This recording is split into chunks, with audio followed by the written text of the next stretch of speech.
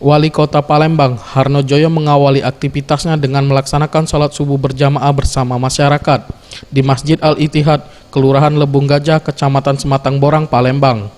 Sebelum melaksanakan sholat subuh berjamaah, Harno Joyo mewakafkan Al-Quran, bagian dari program sejuta Al-Quran yang dilakukan Pemkot Palembang, serta bantuan uang 20 juta rupiah yang diperuntukkan untuk memperbaiki serta membeli kebutuhan masjid.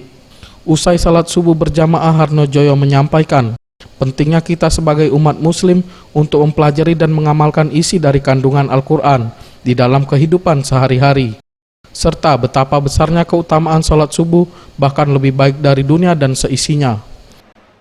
Sebelum kita melaksanakan aktivitas kita keseharian penuh, dengan kita sholat subuh, artinya kita serahkan diri kita kepada Allah Subhanahu wa Ta'ala. Insya Allah ya, perjalanan aktivitas itu akan diridhoi dan akan mendapatkan berkah dari Allah Subhanahu wa Ta'ala. Ya. Kegiatan safari subuh juga bertujuan bersilaturahim dengan masyarakat dan untuk memotivasi pribadi, juga semua untuk masyarakat memakmurkan sholat subuh berjamaah.